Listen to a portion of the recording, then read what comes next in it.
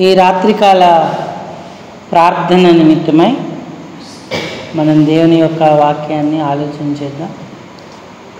యెషయా గ్రంథం 65వ అధ్యాయము.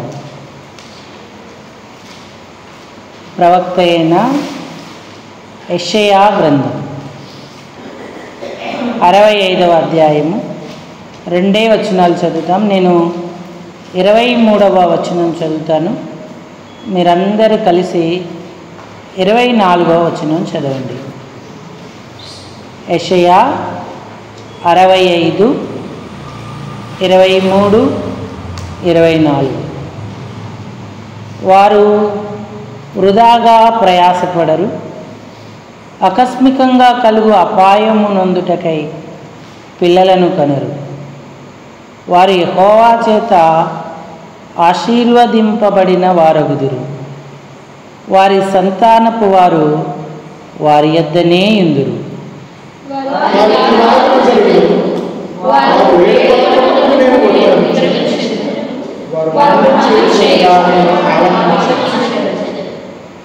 ఇరవై 24వ వచనాన్ని మరలా అందరం ఒకసారి చదువుదాం.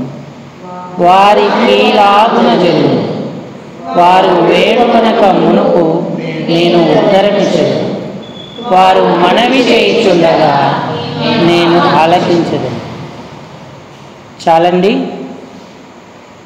చదువుకున్న లేఖన భాగం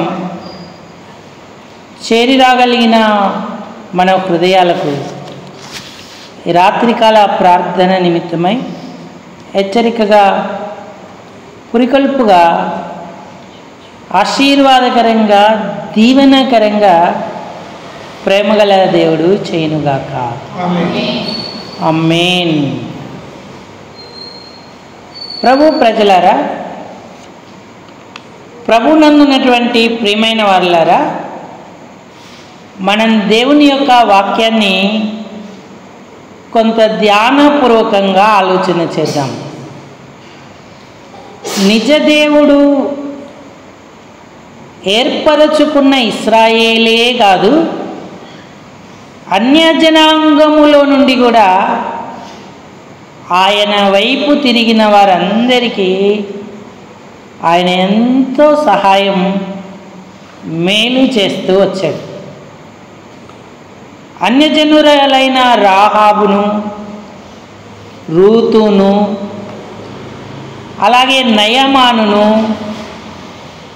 ఇంకా నెబుకద్నేజర్ను, కొరేషును, దర్యావేషును ఆయన అనేక పరిస్థితుల్లో కూడా ఆదుకున్నాడు. వారికి సహాయం చేశాడు. స్వస్థతలను, కృపను కూడా వారికి అనుగ్రహించాడు. పాత నిబంధన నుండి కూడా దేవుని యొక్క మహాకృప అందరి ఎడల అతి విస్తారంగా గుమ్మరించబడుతూ ఉంటుండగా, మరి దేవుని పిల్లలమైన మనం ఇంకా ఎంత అధికమైన కృపకు పాత్రులం. ఇశ్రాయేలీయులు ఎంత ధన్యులు. ఇంకా దేవునికి సమీపస్తులై ఆయన ఆశీర్వాదాలు, దీవెనలు సమృద్ధిగా పొందవలసిన వారు. మునుపే, వారు వేడుకొనక మునుపు నేను ఉత్తరమిచ్చేదను అన్నాడు.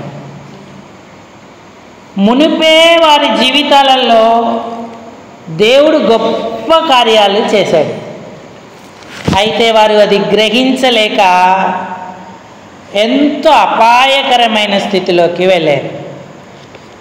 వాస్తవానికి మునుపు మనము యేసుక్రీస్తుకు దూరస్తులం. ఇప్పుడు ఆయన రక్తము వలన సమీపస్థులమాయెను అన్నాడు. మునుపు శాపగ్రస్తులం, ఇప్పుడు ఆశీర్వదింపబడిన వారం. జ్ఞాన సత్య స్వరూపమైన దేవుని ధర్మశాస్త్రాన్ని కలిగి ఉండి కూడా మునిపే వారి కొరకు ఏర్పరిచిన ఆశీర్వాదాలను ఇశ్రాయేలీయులు అనుభవించలేకపోయారు. ఆనందించలేకపోయారు. వారు ఆయనను ఘనపరిచి వాటిని సొంతం చేసుకోలేకపోయారు. అందరూ కాదు, అందులో కొందరే. మునిపే వారికి ప్రవక్తల ద్వారా ఎన్నో విషయాలు చెప్పినప్పటికీ కూడా వారు మనసును పెట్టలేదు, కఠిన హృదయులయ్యారు. పాపం మీద పాపం, శాపం మీద శాపం వారు సమకూర్చుకుంటూ దేవుని ఉగ్రతకు బలి అయ్యారు. దేవుడు వారితో చెప్పాడు, మునిపే దిద్దుకోండి అంటూ ఉన్నాడు.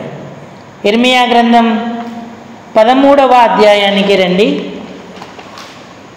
ఇర్మియా గ్రంథం 13వ అధ్యాయము 15-16 వచనాలు. చెవియొగ్గి వినుడి, యెహోవా ఆజ్ఞ ఇచ్చుచున్నాడు, గర్వపడకుడి. ఆయన చీకటి కమ్మజేయక మునిపే మీ కాళ్ళు చీకటి కొండలకు తగలక మునిపే వెలుగు కొరకు మీరు కనిపెట్టుచుండగా ఆయన దానిని గాఢాంధకారము చేయక మునిపే మీ దేవుడైన యెహోవా మహిమ గలవాడని ఆయనను కొనియాడుడి అన్నాడు. అయితే వాళ్ళు ఏం చేశారు? ఆయనను మీరు ఆ మాట విననొల్లని ఎడల మీ గర్వమును బట్టి నేను చాటున ఏడ్చుదును అన్నాడు. అంటే వారు ఇంకా గర్విష్ఠులై దేవునిని బాధ పెట్టేటువంటి వారిగా ఉన్నారు. యెహోవా మంద చెరపట్టబడినందున నా నేత్రము బహుగా వలపోయిచు కన్నీరు విడుచుచూ నుండును అన్నాడు. ఒకవేళ ప్రవక్త తన గురించి మాట చెప్పుకున్నాడు అని మనం అనుకున్నా, ప్రవక్త హృదయంలో తన మనసును ప్రభువైన దేవుడే స్థిరపరిచాడు. ఆయన ఎలాంటి వైఖరి కలిగి ఉన్నాడో ప్రవక్త ఇశ్రాయేలీయుల ఎడల అలాంటి వైఖరే కలిగి ఉన్నాడు. ఇక వారు ఎన్ని చెప్పినా వినలేదు. దక్షిణ దేశ పట్టణాలు మూయబడ్డాయి, వాటిని తెరగలిగిన వాడు ఎవరూ లేరు. యూదా వారందరూ చెరపట్టబడిరి, ఏమీ లేకుండా సమస్తమును కొనిపోబడేను అన్నాడు. కాబట్టి ప్రియులారా, మునిపే మేలుకొంటే ఎంత ధన్యత! మునిపే ప్రభు దగ్గర మన హృదయాన్ని పరిశీలించుకుంటే ఎంత ధన్యులం అవుతాము. మనం రక్షణ లేకపోతే ఆయన మునిపే మన కొరకు చేసినటువంటి రక్షణ కార్యాన్ని మనం అనుభవించాలి, ఎరగాలి. ఇప్పటికిప్పుడు రక్షణ రాదు, ఇప్పటికిప్పుడు మనం బాప్తిస్మంలో పాలు పొందం. ఇది ఇప్పటి సంగతి కాదు. ఆయన మునిపే మనల్ని ఎరిగాడు, మునిపే మన రక్షణ కొరకు అవసరమైన కార్యాన్ని చేశాడు. మొదటి పేతురు పత్రిక 1వ అధ్యాయము 20వ వచనం చదవండి.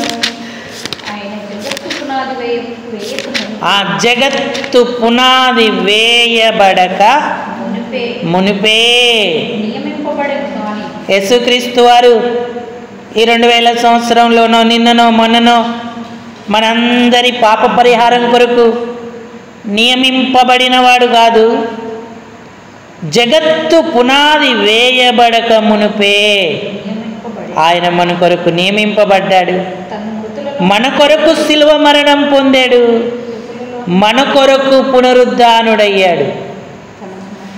దేవుడు తన ద్వారా విశ్వాసులైన మీ నిమిత్తము ఆ కడవరి కాలములయందు ఆయన ప్రత్యక్షపరచబడేను అన్నాడు. కాబట్టి మనం ఏం చేయాలి? 18వ వచనంలో అన్నాడు, పితృపారంపర్యమైన వ్యర్థ ప్రవర్తనను విడిచిపెట్టాలి.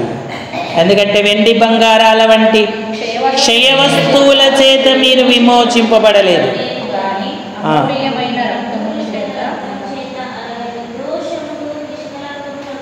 గొర్రె పిల్ల వంటి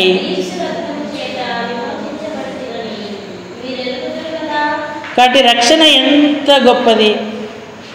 నీ కొరకు మునిపే ప్రభు అయిన యేసుక్రీస్తు వారు నియమింపబడి నా పాపానికి రావలసిన శిక్ష ఆయన అనుభవించి ఆయనను అంగీకరిస్తున్న ఇప్పుడు ఆయన మనకు రక్షణ కలగజేస్తూ ఉన్నాడు. ఈ ప్రణాళిక జగత్తు పునాది వేయబడక మునిపే అన్నాడు. ఇంకా ఇర్మియాతో చెప్పాడు, ఇప్పుడు కాదు నిన్ను నేను ఎరిగినది, నేను మునిపే నిన్ను ఎరిగాను. ఎప్పుడు ఎరిగానో తెలుసా? 1వ అధ్యాయము ఇర్మియా గ్రంథము 1వ అధ్యాయము 4-5 వచనాలు. యెహోవా వాక్కు నాకు ప్రత్యక్షమై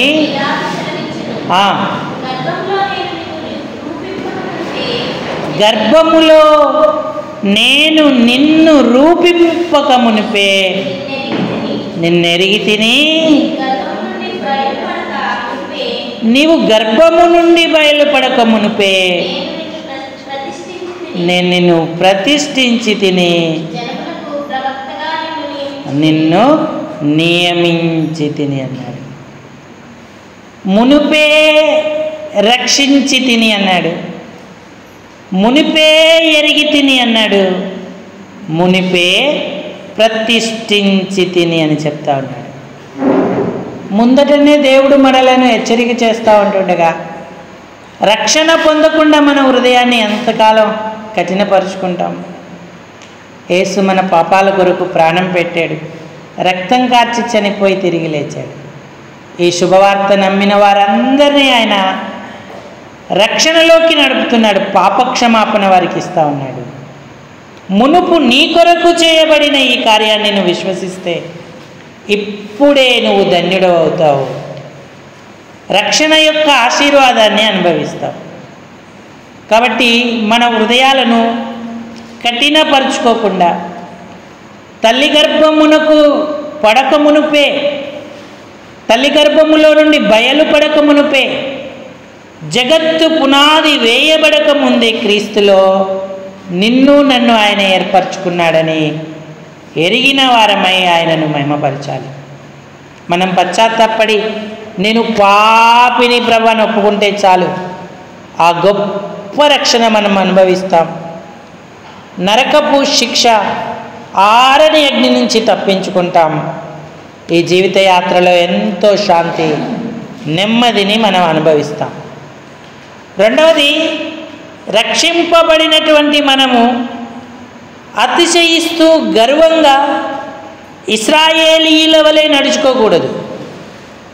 వారికి కూడా దేవుడు మునిపే తెలియజేస్తూ ఉన్నాడు. వారి కాళ్ళకు చీకటి కొండలు తగలక మునిపే, వారిని చీకటి కమ్మక ముందే తెలియజేస్తున్నాడు. అయితే దేవుడు తెలియజేయించిన విషయాలను వారు గ్రహించి పశ్చాత్తాప్తులై తమ చెడు మార్గాన్ని విడిస్తే వారు గొప్ప ధన్యులయ్యేవారు. కానీ వారు వినక, లోబడక, ప్రవక్తలకు దేవునికిని దుఃఖము కలగజేసి చెరకు వెళ్ళిపోయారు. అక్కడ మిగుల వేదన వారు పొందవలసి వచ్చింది. కొన్ని సందర్భాలలో అన్యులు సైతం గుణపడ్డారు, కానీ దేవుని పిల్లలు గుణపడలేకపోయారు. నెబుకద్నెజర్ చక్రవర్తి, గొప్ప చక్రవర్తి, అన్యుడే. తన కళ మరిచిపోయి కళభావము దానియేలు ద్వారా తెలుసుకున్నప్పుడు దేవుని యొక్క వ్యక్తిత్వము లేదా మర్మములు బయలుపరిచే దేవుడు ఒకరున్నాడని ఆయన ఎరిగాడు.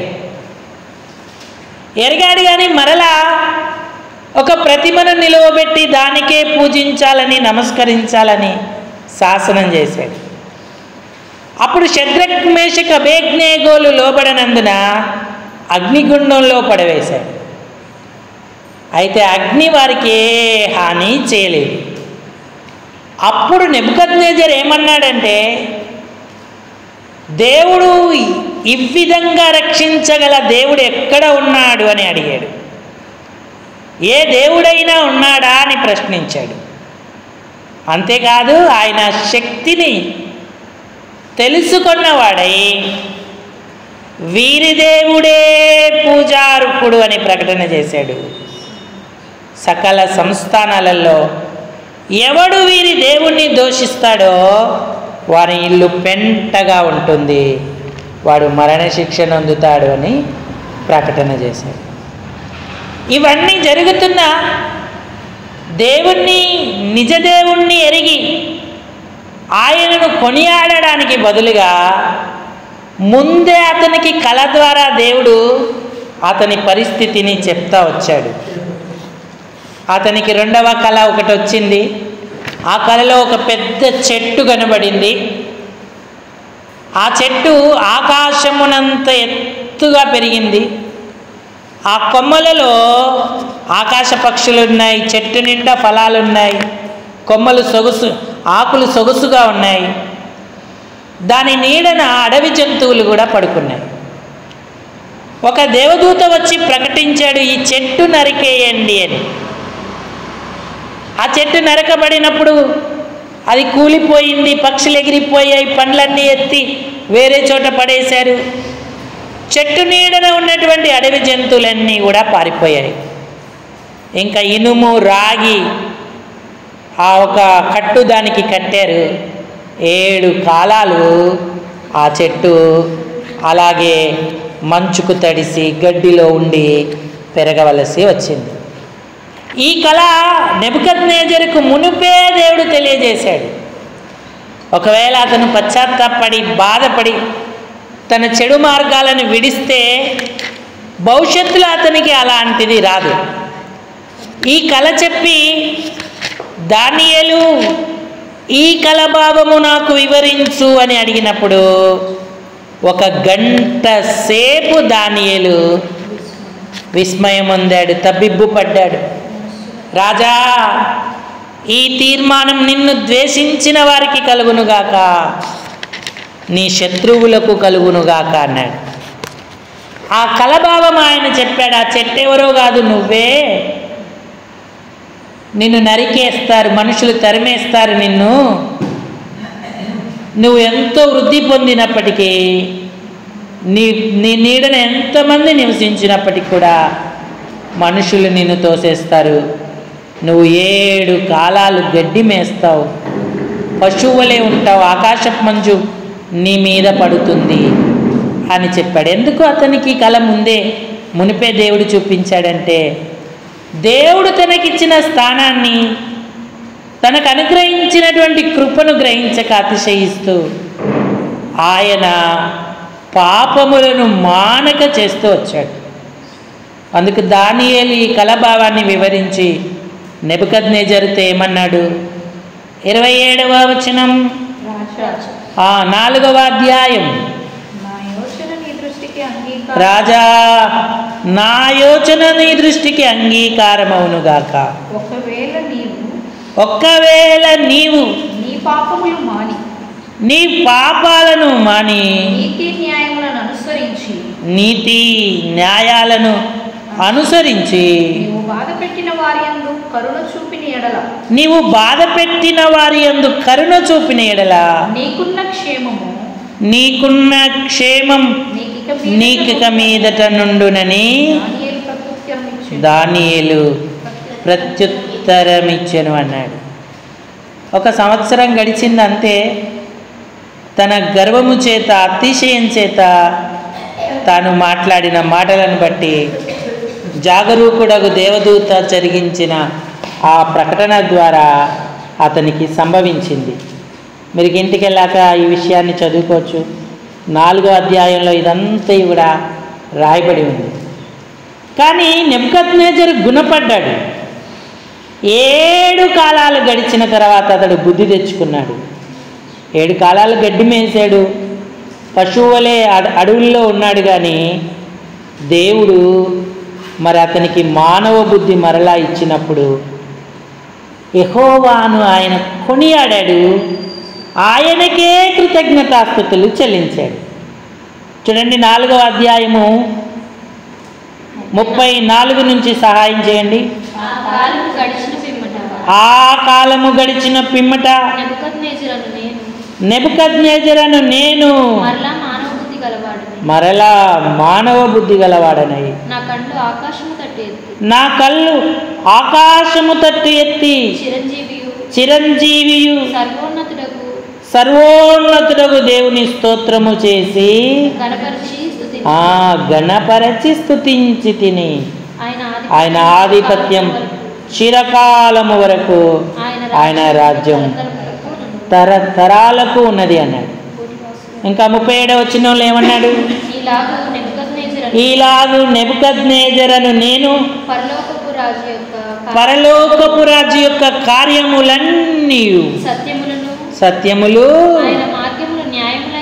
ఆయన మార్గములు న్యాయములై ఉన్నవనియు గర్వముతో నటించు వారిని ఆయన అనుపశక్తిమంతుడనియు ఆయనను స్తుతించుచు కొనియాడుచు గణపరుచుచున్నాను అన్నాడు. గొప్ప అవకాశాన్ని పొందుకున్నాడు. చక్రవర్తి అన్యుడు అయినా సరే దేవుని యొక్క అనుగ్రహాన్ని పొందాడు. నయమాను ఆరాధన, రాహాబు భయభక్తులు, నెబుకద్నెజరు యొక్క స్తుతి కృతజ్ఞతలు దేవుణ్ణి ఎంత సంతోషపరిచాయి. అన్యులైనప్పటికీ కూడా మునిపే దేవుడు హెచ్చరిక చేస్తూ వీరు దిద్దుబాటుకు రావడానికి ఆయన సహాయపడ్డారు. ఈనాడు దేవుని పిల్లలమైన మనం నెబుకద్నెజరు వలె దిద్దుకుంటే ఎంత ధన్యులమవుతాం. ఆయన మనకెంత సహాయం చేస్తాడు, మునుపే చూపిస్తాడు, మునిపే చెప్తాడు. ప్రవక్త ద్వారా, కళ ద్వారా, దర్శనం ద్వారా, పరిస్థితుల ద్వారా దేవుడు చెప్తా ఉంటాడు. అప్పుడే మనం గ్రహిస్తే మనల్ని దేవుడు అంగీకరించేటువంటి వాడిగా, దీవెననిచ్చేటువంటి వాడిగా ఉంటాడు. మొదట మునిపే ఏర్పరిచిన రక్షణ పొందాలి. మునిపే చెప్పుతుంటుండగా దిద్దుబాటు చేసుకొని ఇర్మియా గ్రంథం 13వ అధ్యాయంలో చెప్పినట్టుగా దేవుడైన యెహోవా మహిమను కొనియాడాలి అన్నాడు. అప్పుడు మనం దేవుని ఏర్పాటులోకి రాగలుగుతూ ఉంటాం. కాబట్టి ప్రియులారా, మునిపే మన ప్రభు యొక్క హెచ్చరికలను మనం అనుసరిస్తున్నామా? ఇక్కడ యూద చెరలోకి వెళ్ళిపోయినప్పటికీ కూడా వారికి మరొక అవకాశం ఆయన అనుగ్రహిస్తూ వారి ఎడల జాలి పడుతూ ఈ మాట చెప్తా ఉన్నాడు. చూడండి 65వ అధ్యాయం యెషయా గ్రంథం 23 నుంచి సాయం చేయండి. మనం చదువుకున్నాం. వారు వృధాగా ప్రయాసపడరు, వారి ప్రయాసానికి ప్రభు ప్రతిఫలం ఇస్తాను అని చెప్తున్నాడు. మరి సొంత పిల్లలైన ఇశ్రాయేలీయుల ఎడల ఆయన ఎంత దయ చూపిస్తూ ఉన్నాడు.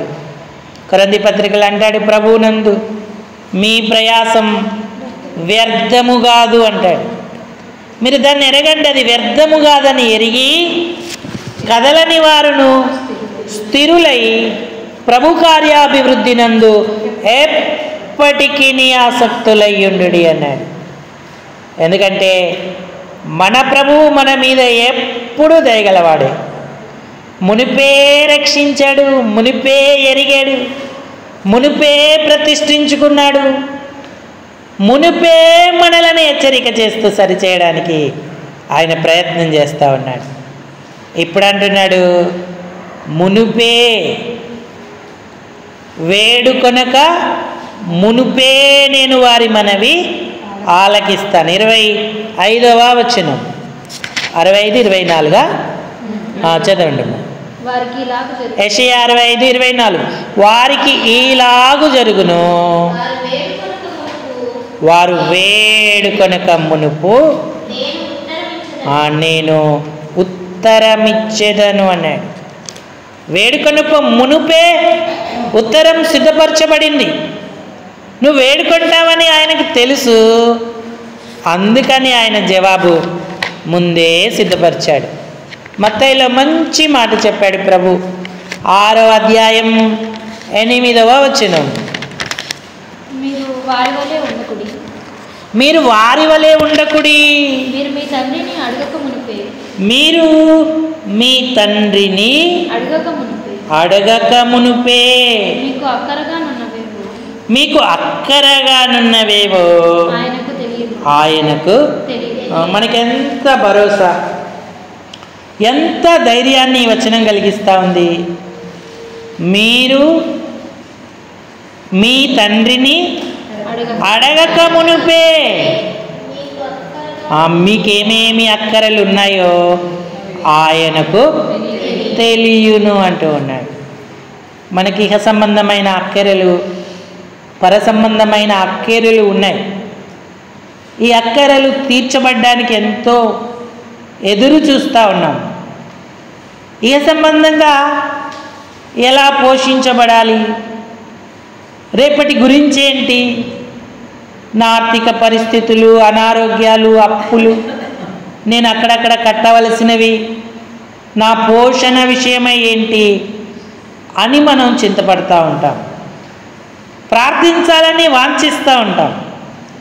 అయితే మీరు అడగక మునుపే మీ తండ్రికి మీకు అక్కరగానున్నవేవో తెలియను అంటున్నాడు. అందుకే వారు వేడుకొనక మునుపే నేను వారికి ఉత్తరం ఇచ్చేదను, వారు మనవి చేయుచుండగా నేను దానిని ఆలకించేదను అన్నాడు. ఈనాడు మన చింత అంతా ఎక్కువ ఇహ సంబంధమైన దాని మీదనే ఉంటుంది. మనం 99% ఇహలోక విషయాల గురించే చింతిస్తూ ఉంటాం. కానీ ఆయనకు ముందే తెలుసని మనం ఎరిగి ఉంటే మన ప్రార్థనలను ఆయనకు అనుకూలంగా మనం చేస్తూ ఉంటాం. అందుకే అడుగుడి మీకు ఇయ్యబడు, వెదకుడి మీకు దొరుకుడు, తట్టుడి మీకు. ఒక దైవజనుడు ఇంగ్లీష్లో ఉన్న ఒక వర్షన్లో ఈ విధంగా చెప్తూ వచ్చాడు, అడుగుడి మీకు ఇయ్యబడును అంటే ఒకసారి అడిగి వదిలేయడం కాదు, అడుగుతూనే ఉండండి అన్నాడు, వెతుకుతూనే ఉండండి అన్నాడు, అలాగే తడుతూనే ఉండండి, తీసేంత వరకు తట్టండి, దొరికేంత వరకు వెతకండి, ఇచ్చేంత వరకు అడగండి, అప్పుడవి మీకు అనుగ్రహింపబడును అన్నాడు. స్నేహితుని గురించిన ఉపమానంలో ఒక స్నేహితుడు తన ఇంటికి వచ్చినప్పుడు అతనికి పెట్టడానికి ఈ స్నేహితుని దగ్గర ఏదీ లేకపోతే ఈయన తన పక్కనున్న స్నేహితుని దగ్గరికి వెళ్ళాడు, తడుతూనే ఉన్నాడు. ఆ స్నేహితుడు అంటున్నాడు, స్నేహితుడా నేను లేచి ఇవ్వలేను, నా పిల్లలు నిద్రిస్తున్నారు, వారిని నువ్వు డిస్టర్బ్ చేయకంటున్నాడు. అయినా స్నేహితుడు ఆగాడా?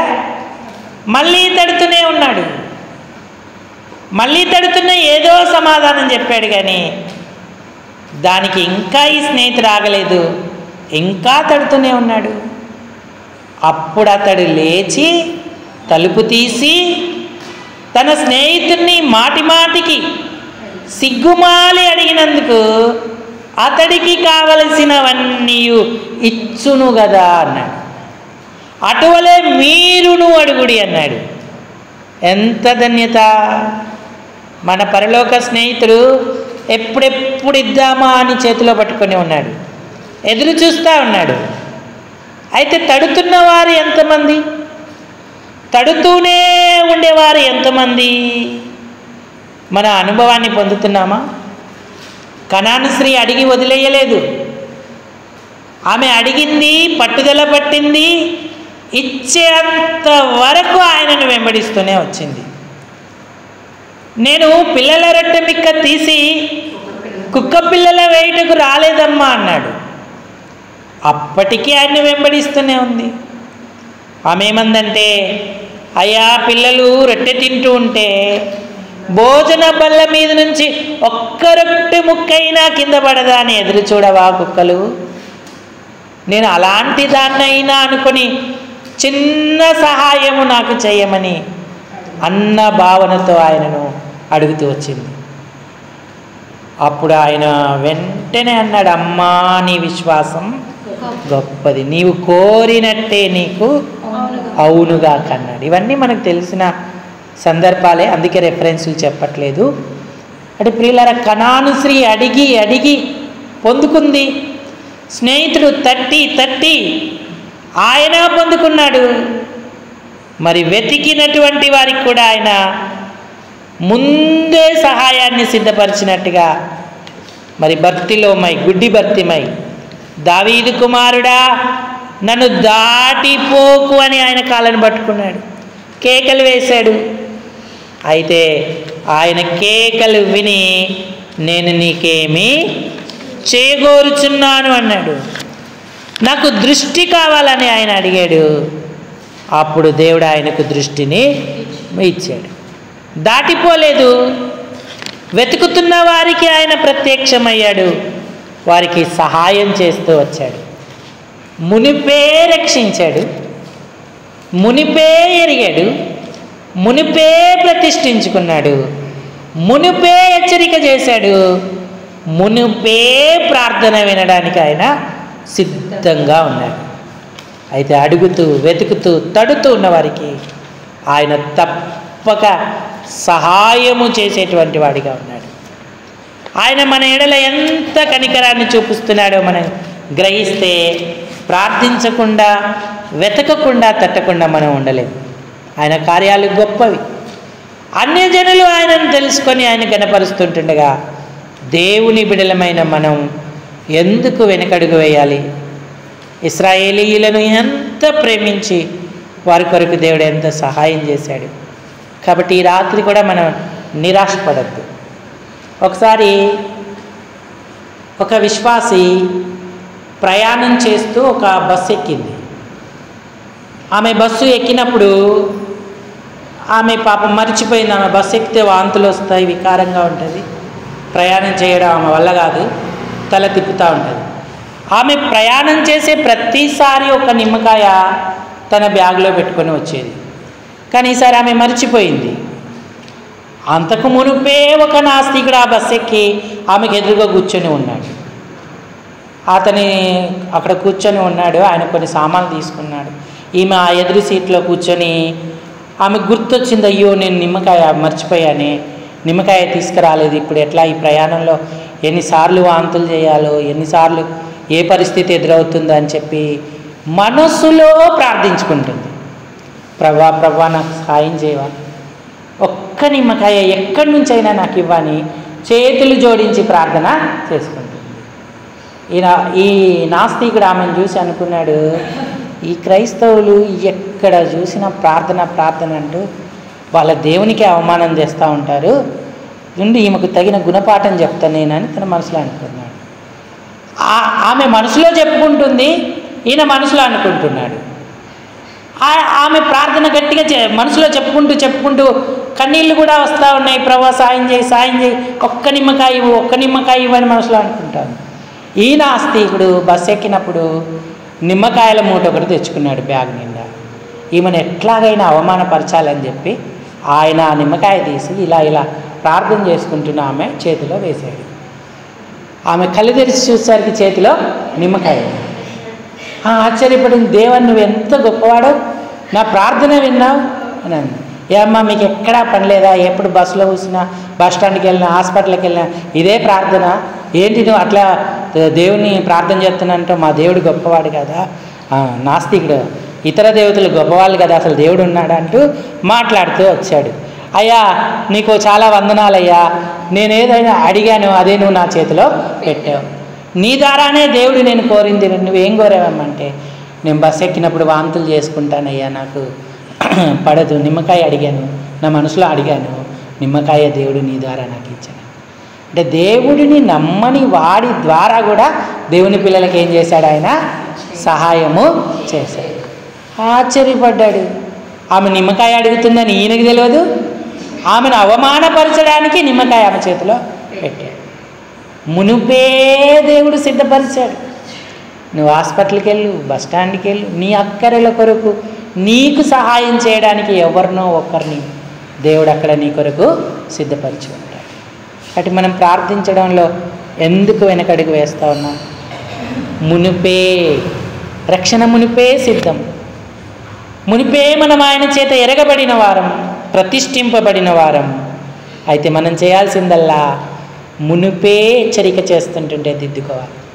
ఎక్కడ లోపం, ఎక్కడ అహంకారం, ఎక్కడ గర్వం, ఎక్కడ అతిశయం, ప్రభువా నన్ను క్షమించు అని మనం దిద్దుకునే వారంగా ఉండాలి.